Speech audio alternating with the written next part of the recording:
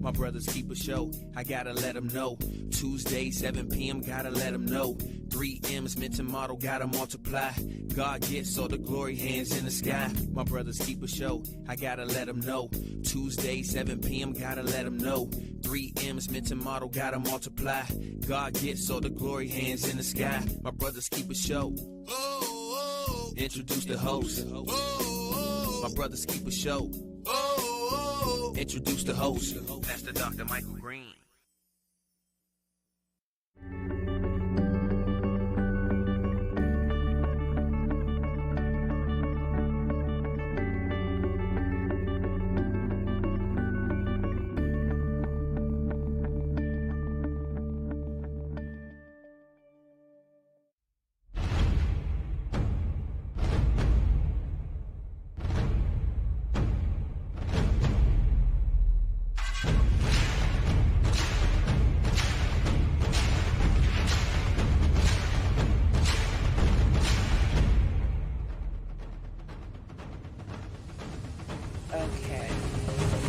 For the angle, they're going to be going to this camera for you a lot. Okay. Thank you. Hey, good evening, everyone. Good evening, and welcome to the greatest show on this side of greatness. And of course, we do know that this is a terrific Tuesday, a terrific Tony the Tiger Tuesday, and of course we know it's great. This show is definitely about greater men making men exceptionally greater, and sitting alongside me tonight is my co-host, Dr. Bryan Champion, and of course we do have a special treat with you tonight, Sister Tanya Hood, and we're going to get right into that momentarily. But right now, just want to get some housekeeping rules underway. Dallas, Fort Worth, San Antonio, Texas. Thank you so much for tuning in and watching. Raleigh, Durham, Winston-Salem, North Carolina, as well as New Jersey and Maryland, Washington, D.C., Virginia area. Houston, South Carolina. Forgot South Carolina next to North Carolina. South Carolina, thank you for watching. And all the way on the West Coast. West Side. Okay. All right. I'm going to be good tonight. On the West Coast, we do have Imani Christian Cathedral under the leadership of Bishop Jelani Kafela. Thank you so much for your support. And coming back on the East Coast, Bishop James B. Walker of the Christian Methodist Episcopal Church, 7th Episcopal District. He's the presiding prelate. Thank you so much for your continued support equally as well. Thank you. Iron indeed sharpeneth iron. The call-in number tonight is 301-429-9247, 301-429-WBGR. Also remember to like and share, and you can also watch us on Roku, Fire Stick, or Apple TV by simply going to their stores and downloading the WBGR app. That's Roku, that's Fire Stick, and now Apple. Please tune in on any of those vehicles. Definitely. Thank you so much for tuning in today. My Brother's Keeper, Red Hot Show tonight.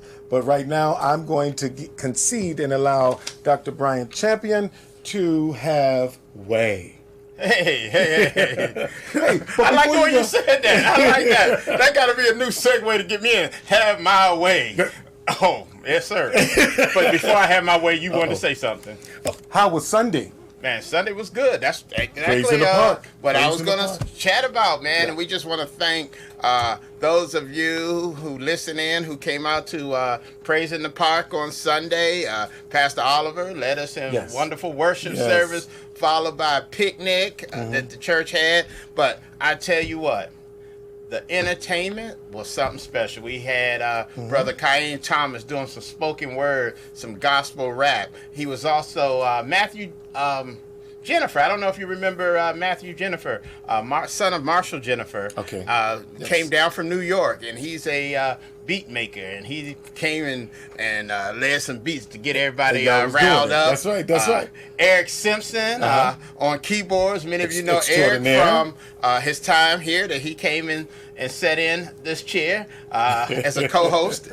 And then also Monet Thomas came out and sang. So we had we had some great entertainment to Worship in the Park. So we're just thankful for all those that came out and joined us.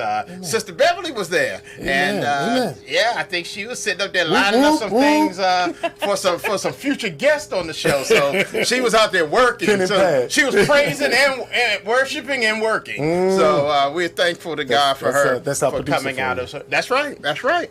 So also just want to kind of acknowledge and thank those who came out on last Thursday for the ACT Network monthly social. We had another blessed time of getting together, networking, and really trying to grow and build our stronger network. We had a good time. Brother Ed Lee. And you remember Brother Ed Lee, the Soul of Man, was there. That's right. And he was celebrating his birthday, so we'll say a happy belated birthday to Ed Lee. And after we left the social, we went over to another little spot where we did some karaoke into the midnight hour. Oh, so we had us a good time networking and fellowshipping. Y'all did the thing on into the night. Man, we did something. Sister Beverly was there. She was hanging out with us and took some pictures and everything. So we had us a good time. Yes. That's kind of scary, a midnight hour. Okay. Oh, yeah. I'm sorry I couldn't hang out with you guys that late. Yeah, well, I know you had Bible study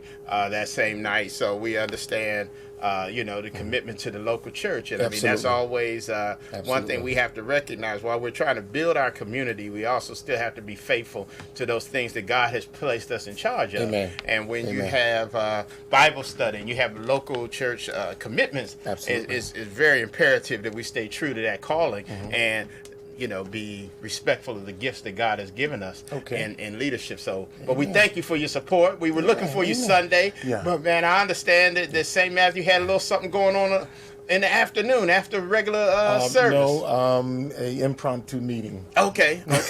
Again, taking care of business. That's right. Impromptu meeting with one of the boards, and had to kind of stay after. Right. But I was trying to get out there. Yeah. We were looking for. We were gonna give you the mic for a little bit. No, you wasn't. We're gonna give you the mic. You really gonna give me the mic? Yeah, so you could just say hello. I'm Mike Green from My Brother's Keeper. And also while I was there, and I'm glad that the meeting was called. My daughter showed up, and she has a new car. She came to show me her new car. Oh, wonderful. With a nice little bow on it, and yeah, she was blessed with a beautiful, nice little car. Amen. And congratulations, Zoria. Amen, Zoria. That now give you a good reason to come see your dad. No excuse at all. No money excuse at all either. Okay, go ahead, bro. Well, I'm laughing because you say no excuse. Actually, she has motivation to come see you every month when that notice due. She got motivation, so she come and see you. Say, "Hey, Daddy." It's nothing new. I love you. It's nothing strange, nothing new. Hey, that's right. It's hard. Got nothing but love for It's hard to turn down them baby girls. Wait to breathe. Wait to breathe. Wait to breathe. Wait. You said, wait. Okay. She might not be hitting me with a car note. But all-star cheerleading. Man. Oh, cheerleading season's something special. Man. So, yes, Trust. Hey. Yes, sir. From Disney World to Las Vegas to, that meant some of That's all on my travel schedule for cheerleading this season. We're going to be Las Vegas, Orlando. That's right. We're going to be in Nashville, Tennessee, Dallas, Texas, Charlotte, North Carolina. Hey, I'm telling y'all this because the listeners from those audiences, while I'm in town, I would love to come and visit you. So y'all just give me a shout out and let me know what's going on in your local churches, and I'd be happy to come out and say hello and visit while I'm in town. Absolutely. That's all right. Oh, well, look, Sister Beverly's out here campaigning for me to get a meal. And I ain't never going to turn down a chicken leg. So, hey, you know me. I have never met a chicken I ain't like. The views that are expressed here on My Brother's Keeper are not necessarily the views of Dr. Bryan Champion or Sister Beverly Session. Go ahead, sir. I like that one. Right. Okay. You feel good now. Now back to you, Dr. Champion. Now back to you. He'll catch it on the rebroadcast on Monday. He'll catch it. Oh, no wonder they chuckled. All right, yeah. So it's good, and we want to go ahead and move forward because we got a whole lot going on here. We got a special guest. But one of the things we often like to do before moving into, we like to talk about our Black history person of interest. And today I looked and I said, well, September 24th. And look for somebody born on September 24th. And who did I find other than sociologist and author, educator, Edward Franklin Frazier, and most of us know him as E. Franklin Frazier, born September 24th, 1894, and lived until 1962. Okay. A lot of the work that we're really familiar with, and a lot of us, I guess, at Howard, when we study some of his work, he dealt a lot with the Negro family in the United States, and his writings often criticized the black middle class. So he was controversial in some of his writings. So a lot of other black scholars would often go back and forth and debate with him regarding his work, because he felt that the black middle class was not totally owning up to its responsibility to lessen the gap for all as it came to racial equality.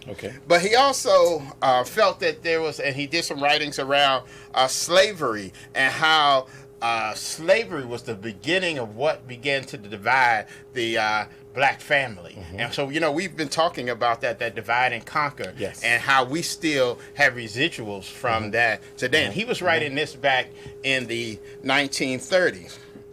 So he was born in Baltimore, Maryland, one of 5 children, attended, after graduating Baltimore public schools, he attended one of the finest institutions ever, so we know that he's well educated. And Sister Tanya knows this as well. I'm between 2 of them. A graduate of the Howard University.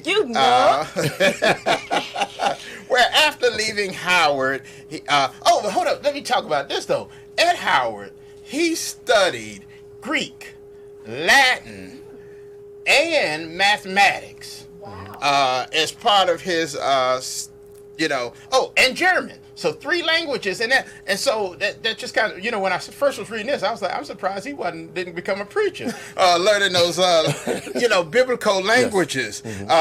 Then he got his master's degree from Clark University, which is in Massachusetts, not the HBCU that we are familiar with. And then he received his PhD from the University of Chicago School of Sociology.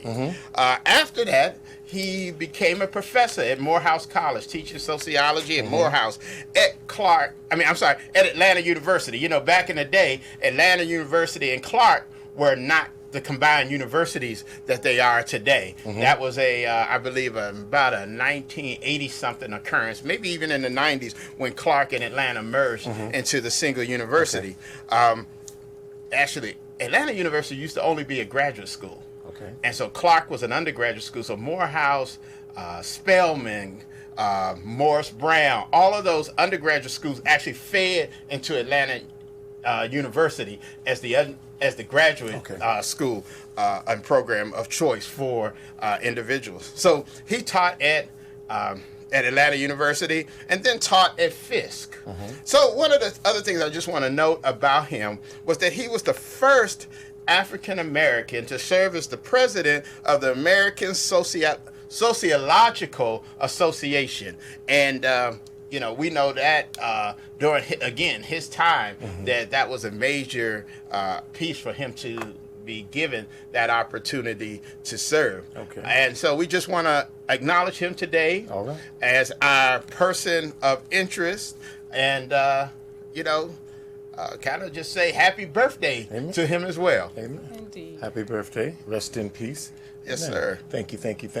Ladies and gentlemen, let's give it up for Dr. Bryan Champion and how he brings us Black history facts every week.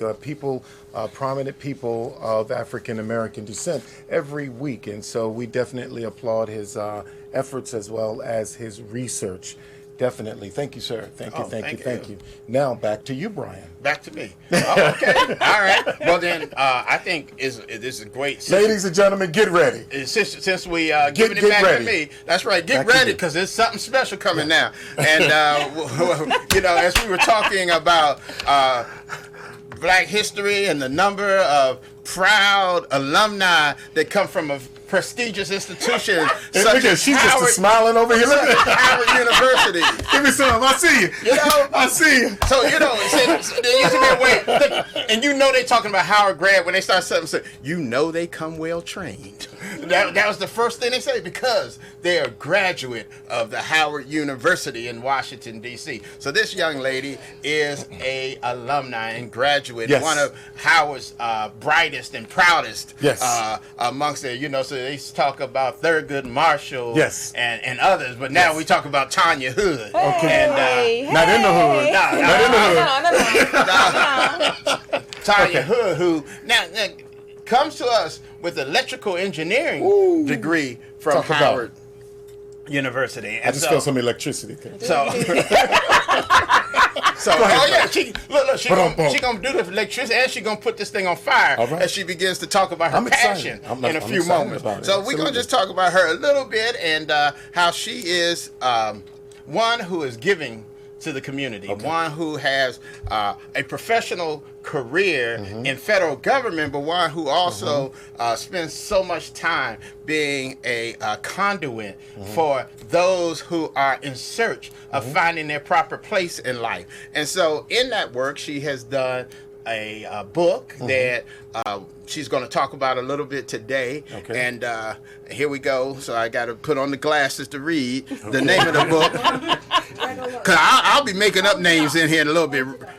You say, that's right, Red Alert. Red Alert. Is he the one? Is he the one? Now, me and Mike wasn't too comfortable about this subject matter. We can talk a little bit about that. But she's also the Chief Executive Officer of Source Trinity Homes, LLC. She's a member of Blacks in Government, the NRC chapter in particular, where I was a member, and she serves as the vice president of the local chapter. But she's also been one who has had the opportunity to lead those in training at the big national training conference. So she is a well sought after speaker and motivationalist. All right. So we have her and you said motivationalist. That's it. That's all right.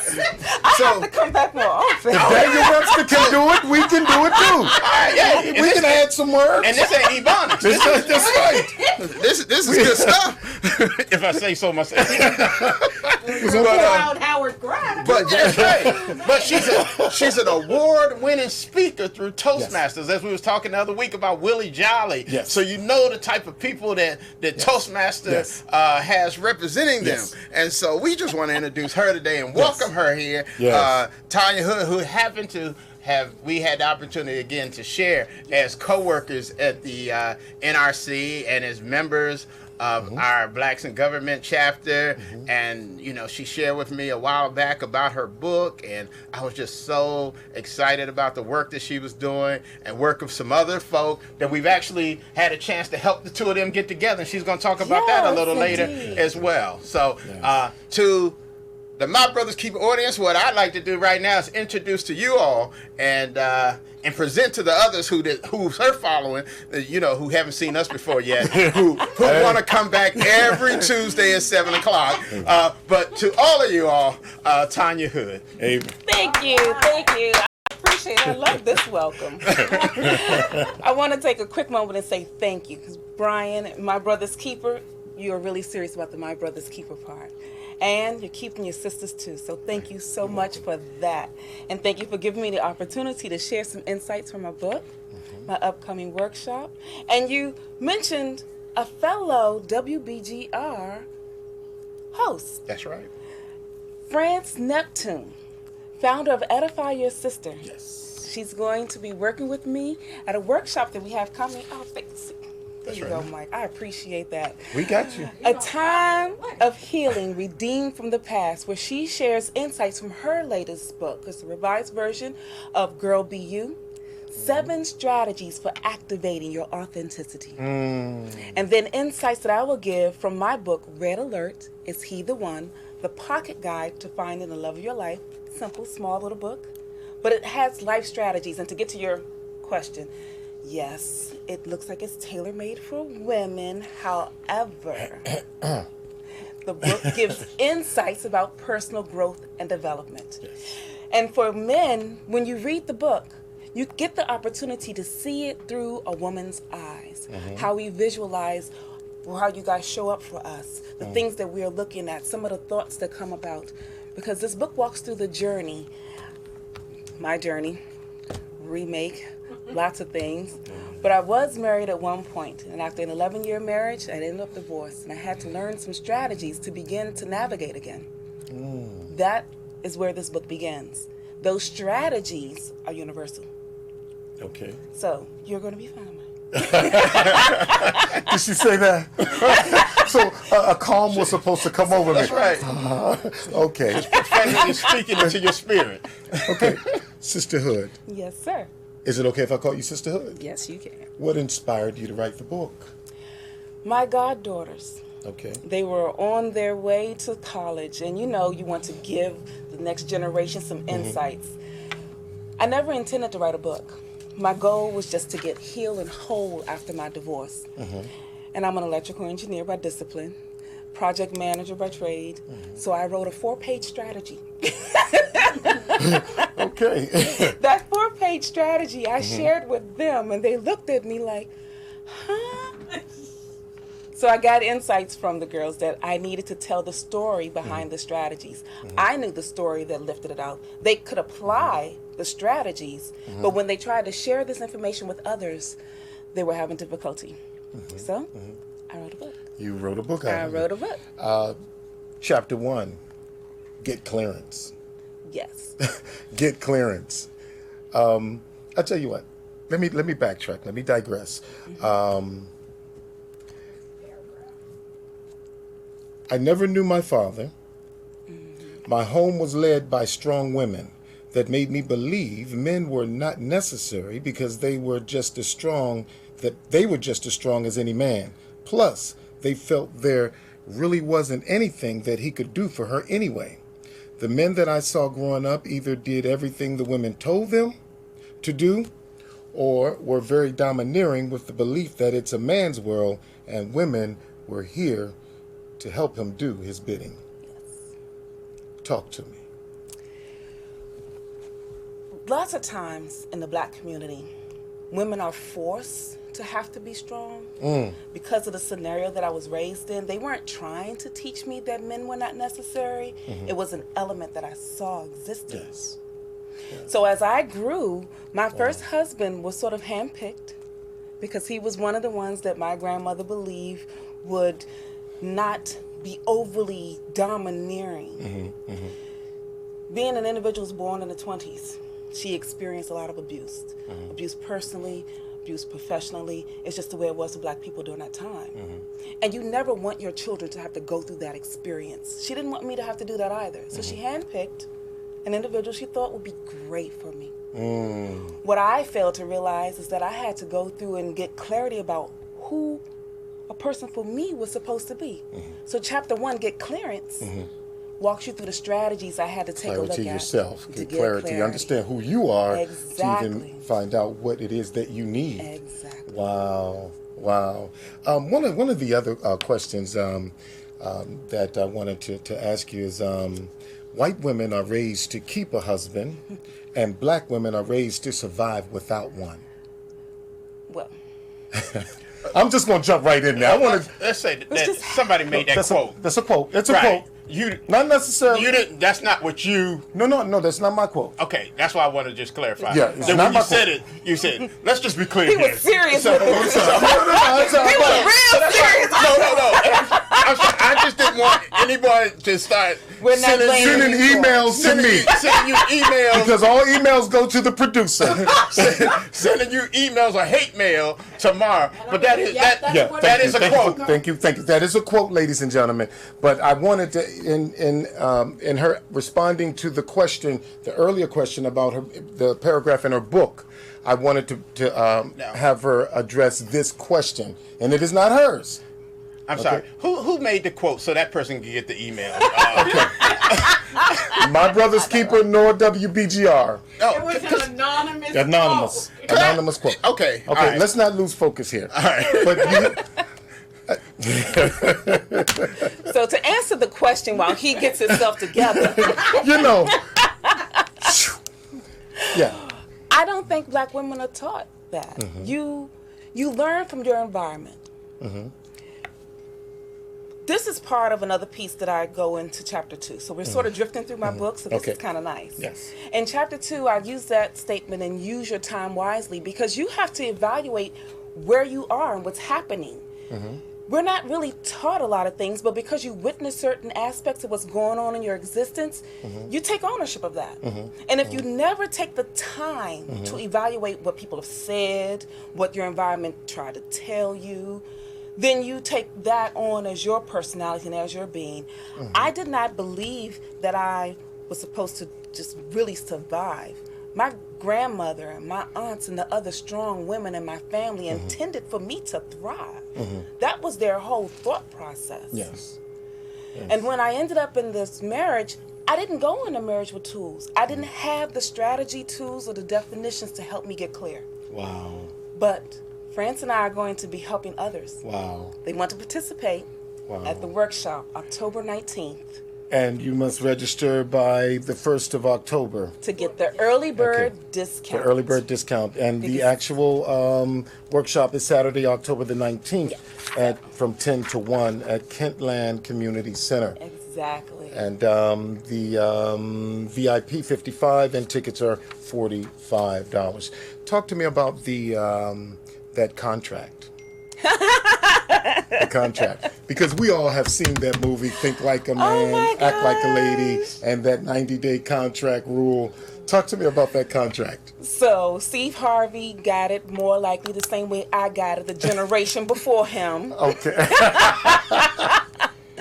I was raised by entrepreneurs. Okay. So contracts is what I knew. And at 14, I was trying to, every other 4 to figure it out. I just wanted to know. Curiosity is what drove me. Okay.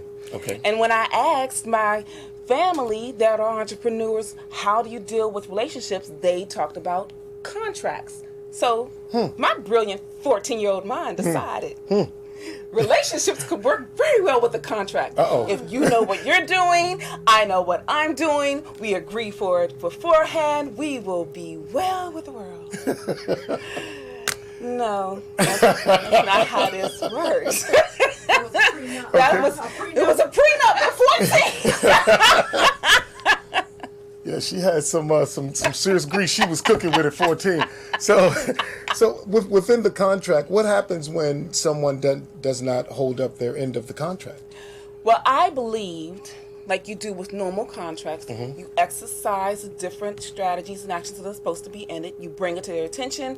We deal with it. We have to make amendments if we choose that this is not an agreeable contract. That's what I thought we were going to do.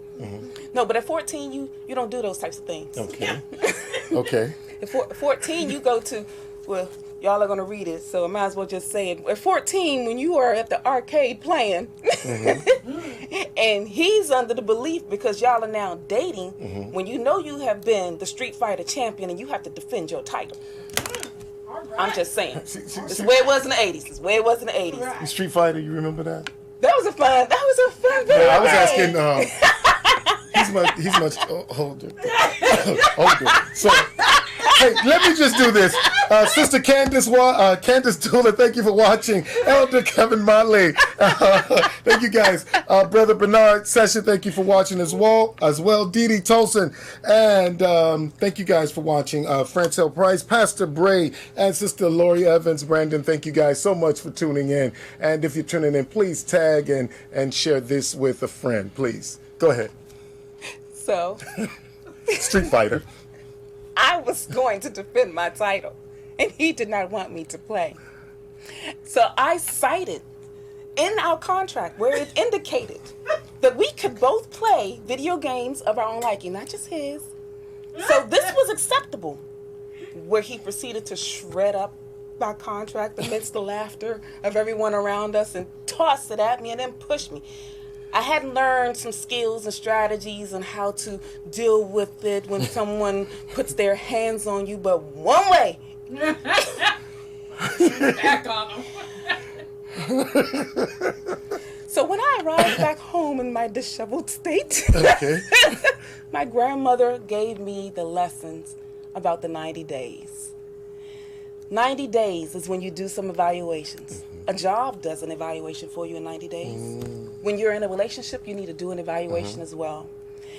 And I learned that so well that subconsciously, and I had to discover this once the book was written, you can go through my book in 90 days to do an evaluation of your relationship. Yes.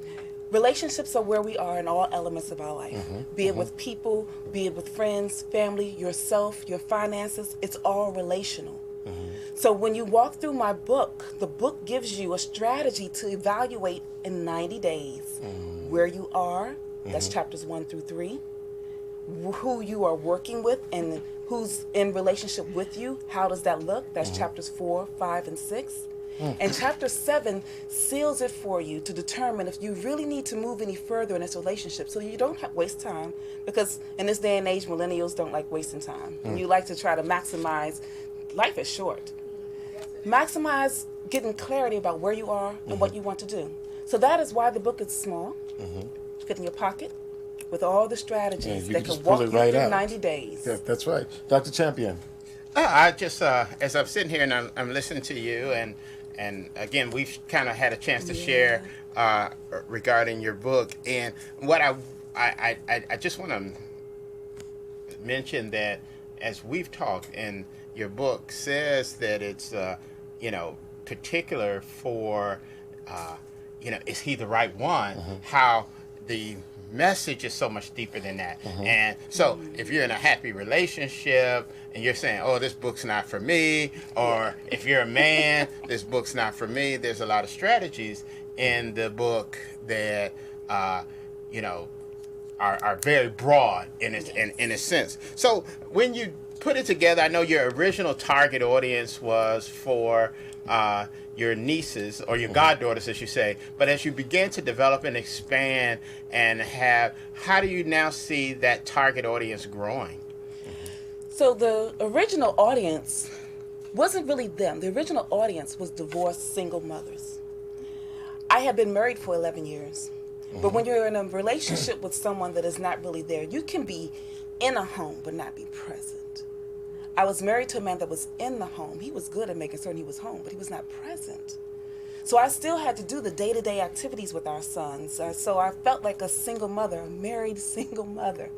So my book was for those women to get through their strategies, and it was for my goddaughters to just get insight so they won't become a divorced single mother.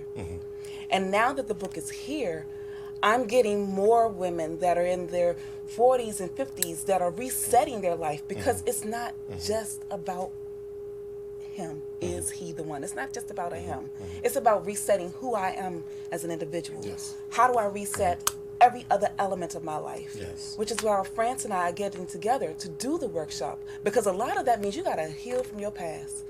I thought I had walked through enough forgiveness of him because I had grown. I'm remarried. Hey, baby. And I just knew I was healed and whole. But when you walk through other elements, we go through levels of healing, levels of forgiveness, levels of growth. And the workshop that we're going to hold on October 19th is a foundational piece to help you build to get to another level of being healthy, healed, and whole.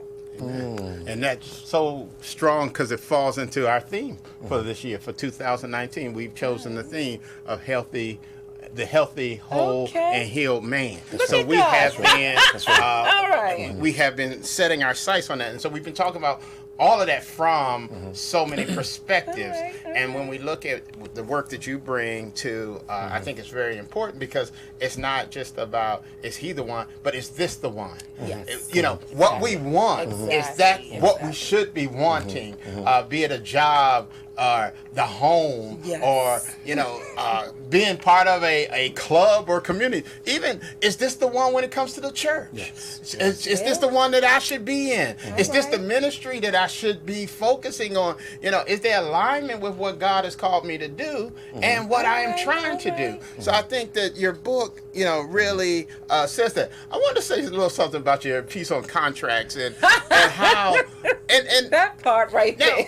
What's really interesting is that when you wrote it on paper, that formalized it in a way that made somebody look at it like, I'm not doing it, but we all do it all day long. We write these unwritten contracts. We got these rules of behavior, and sometimes don't share them. Yes. That's one of the biggest things that we fail in relationships because we have these expectations. We got these contracts in mind. We don't share it with someone else.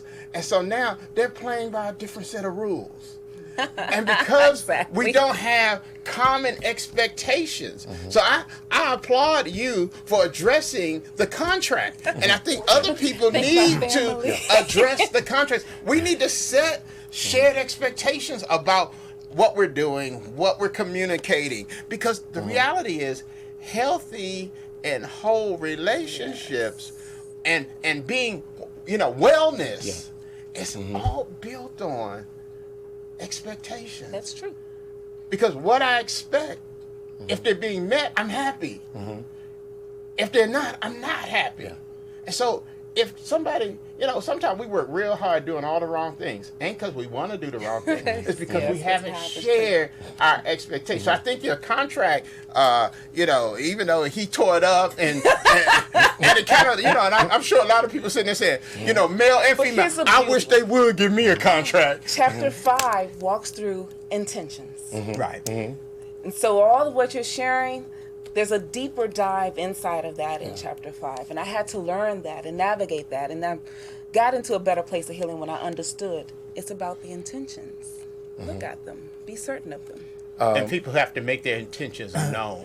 Because if your intentions are not known, what I'm saying is true. We assume that people's intentions are based on our experiences, again, our the things that we have grown up with, our understanding, our beliefs. We think that people hold to our values, and then by sharing our intentions, then someone can realize that, hey, you know what? You're not thinking the same way I am. But isn't a lot of that, as she was talking about the authenticity, but even when she reaches a place of authenticity, then you can even kind of see someone who is showing you a representative. That is so true. That's chapter 3. Now, see, so you have to be, again, intentional about, some of the things that you have written down, so that when you see that, you're able to move from that. Exactly. This gentleman, Liam Vo, he says he's in a relationship and he have a contract, and it worked really well for us. We've been together for 7 years.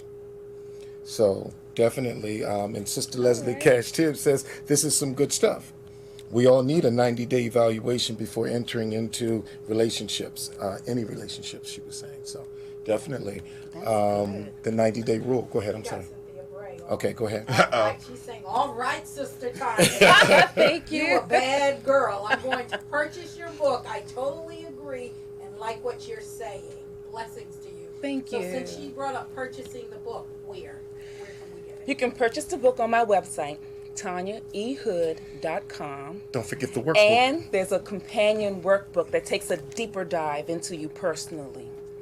It's available for $20 each, but if you purchase them together, it's $35 as a package.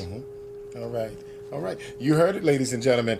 And if they register for the event? You can register for the event on TanyaEHood.com. I try to make things real simple. But it's a strategy. Is that book part of the VIP or the...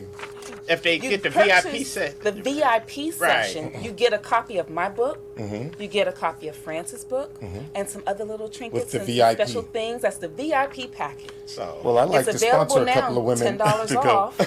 I'll sponsor a couple of women. All right. Yeah, absolutely real. I will. Yeah. I thank you for that.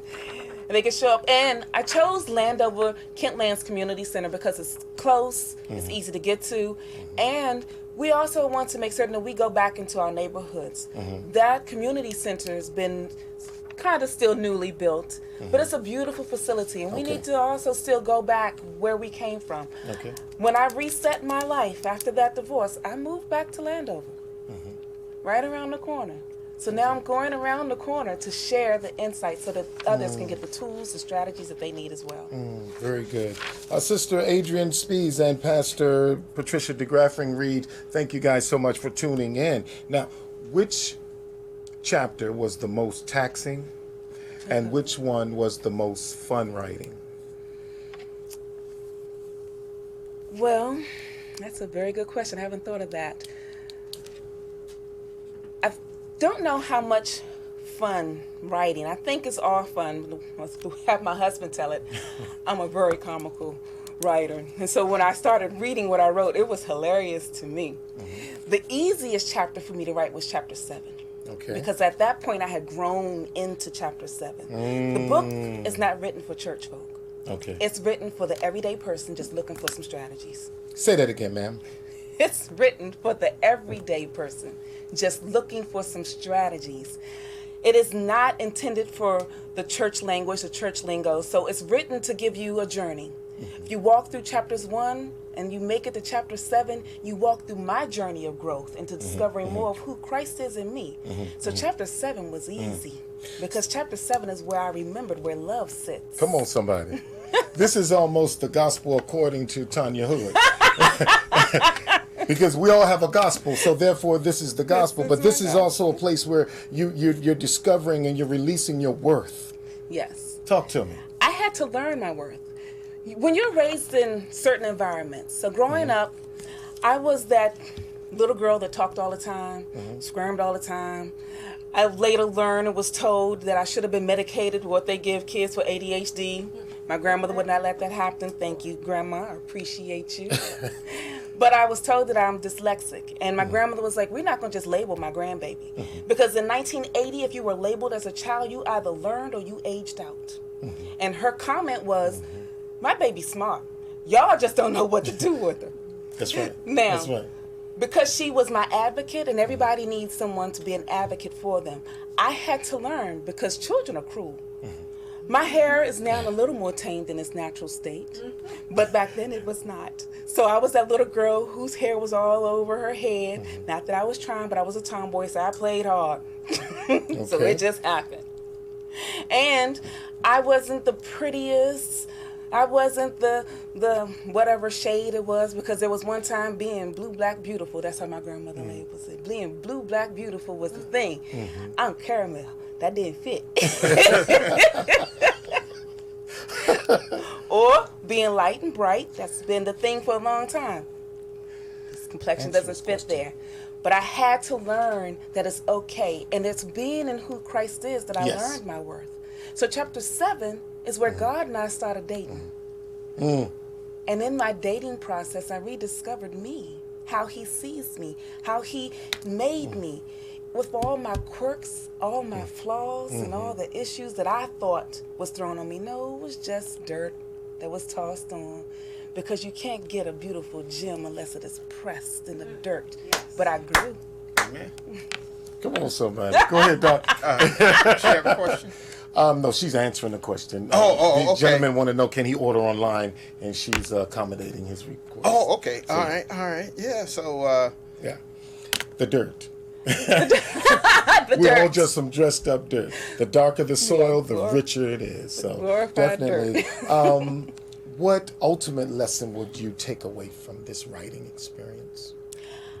If no one ever really puts a book in print, because when you print a book, you are sealing aspects of your soul for every world to see. There's a whole lot of people, and I'm thankful, buy the book, $20. Workbook, $20. Combination, $35. All right. Cha-ching. Yes. But when you do that, it's sealed. Everybody may not want all of their story revealed, but writing is cathartic.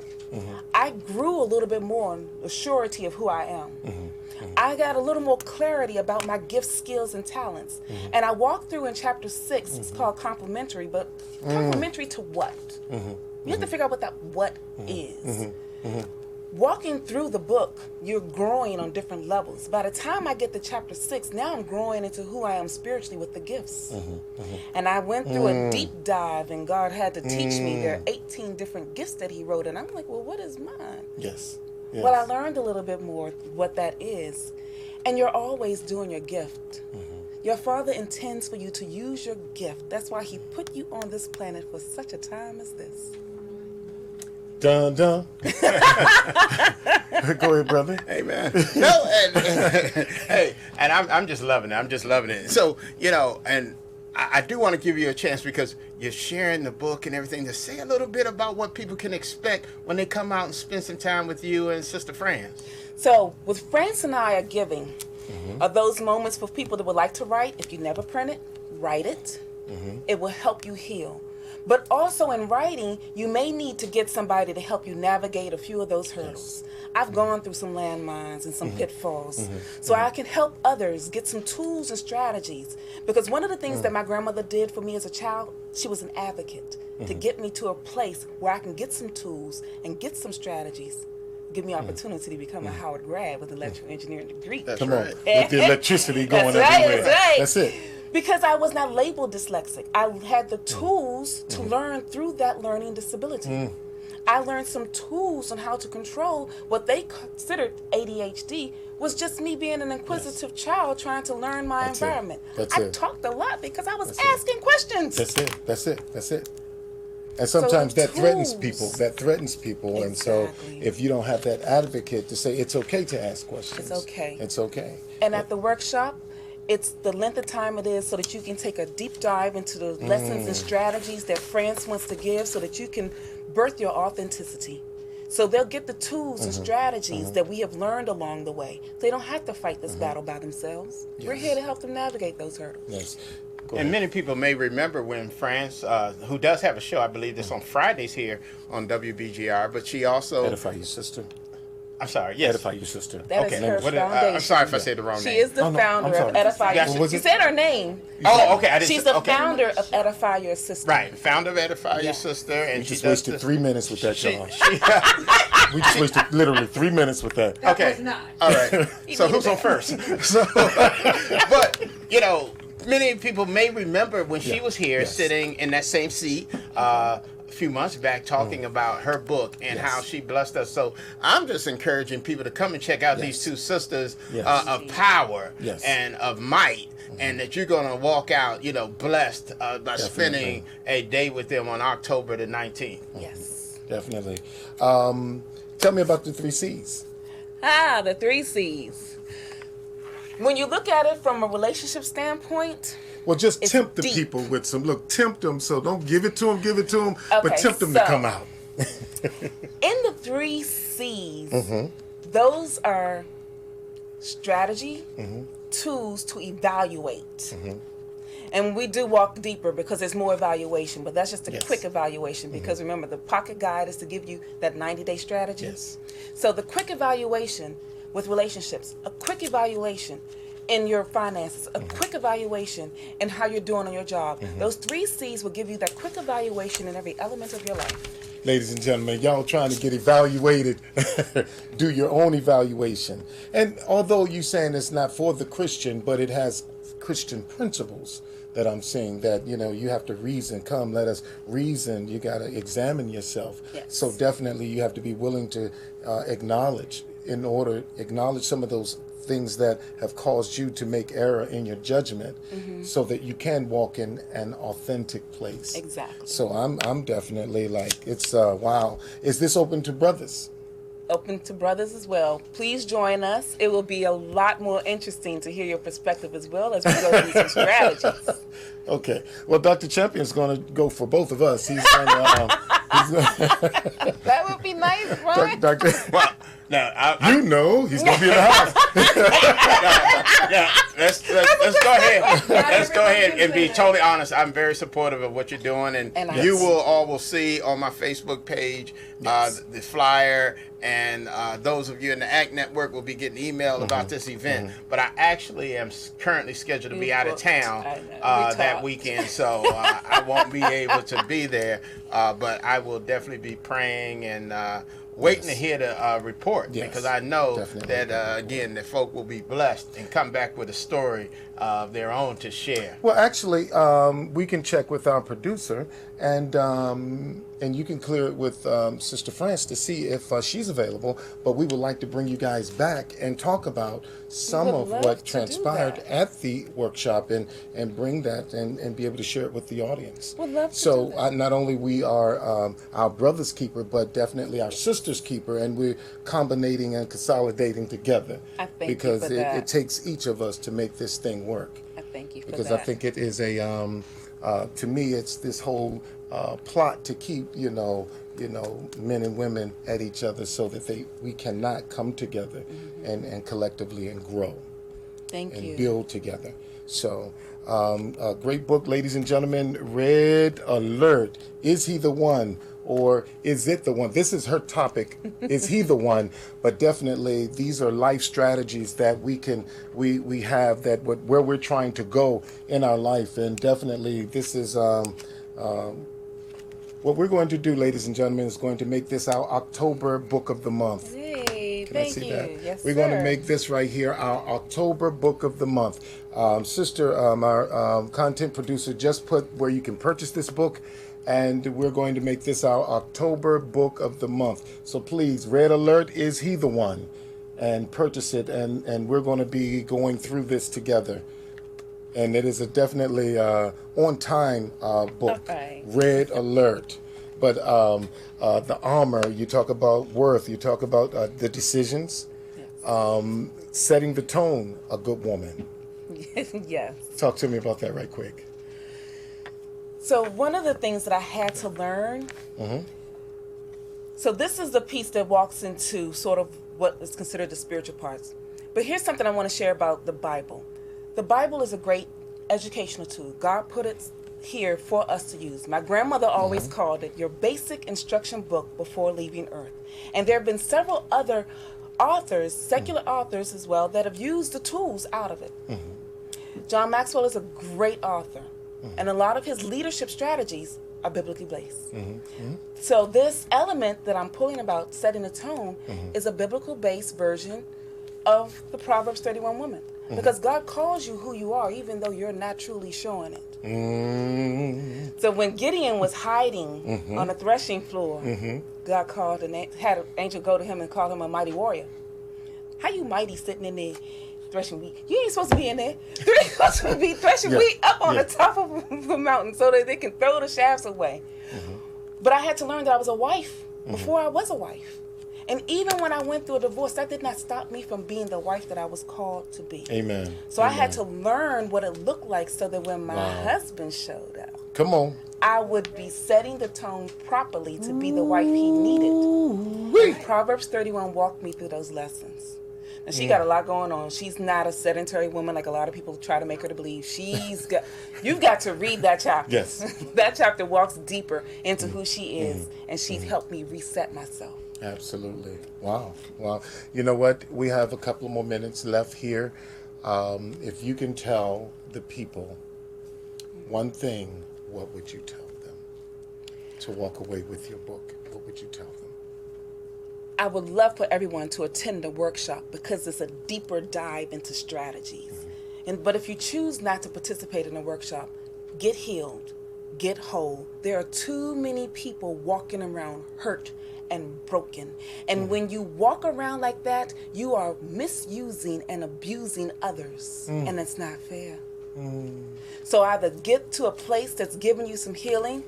France and I talked about making certain that we kept a reasonable price. And we did the early bird special until October 1st, giving a $10 discount. And you also get your book. And you get the book and the work. Excuse me, and the workbook also, right? The workbook is available for purchase. Okay. I'm giving away the book. The book. Early bird purchase. Early bird purchase. You can save $10 if the concern is about the money, but get the tools to heal and be whole, because too many of us are walking around broken. Wow. I want to be healthy. I want to be healed. I want to be whole. So definitely, I look forward to going through the book and reading and obtaining some of the information. Definitely. I'm glad about it. Dr. Champion, last words? Well, back to you. Oh, thank you. All right. Well, I just want to thank you for coming on. Thank you for inviting me. And sharing with us today. I think we've been blessed, and the audience has been blessed by what you've delivered. I'm excited for what's to come with this upcoming workshop and just other things that you have in store. So we're excited about that. I want to just say one quick thing because I want to start, prepping the pump, because in not too long from now, on October 14th, is Men Make a Difference Day. Hey. And so we're going to be talking about that a little bit more, but right now we want you to mark your calendar. Some folk know that as Columbus Day, but Men Make a Difference Day is a day where men go into the schools and show the young people that men are there in the community to support them. So right now I want you to start identifying a school that you may be able to participate with. We're going to give you more information, but I'm calling on all of our pastors and churches. And this is a national program, so you don't have to be in D.C. to do it. Calling on all of the fraternities, all of the lodges, everything, where it's men organizations, to begin to prepare to participate in the Men Make a Difference Day on October 14th. Amen. That's all right. All right. Hey, I just want to thank you.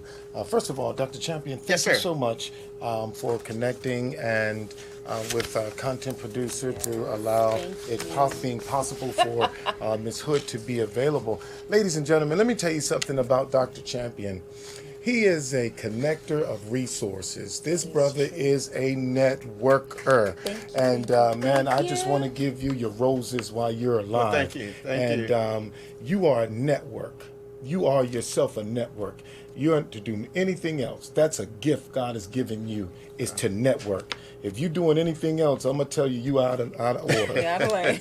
You out of order. You need to stay in your place and continue to network the resources so that the big picture can continue to manifest and come into focus, and others will be blessed by holding the vision. Well, thank you so and we much. invite others to continue to come out. Sister Hood is a member of the ACT Network, and that comes out and meets on those third Thursdays each month, as well as we're about to begin a professional development series coming soon. So we just want to make people aware that they can join the ACT. All right. And Sister Hood, thank you so much. Thank you so much for coming and sharing your story and trusting the platform of My Brother's Keeper.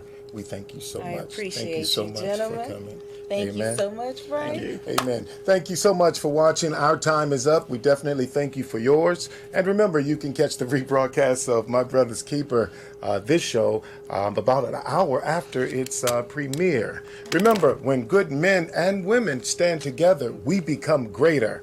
We are our brothers and sisters' keeper, and see you on the other side of greatness. God bless you. See you next week. I gotta let them know. Tuesday, Thank you, gentlemen. Hey. 3 M's mental model gotta multiply. God gets all the glory, hands in the sky. My Brother's Keeper show.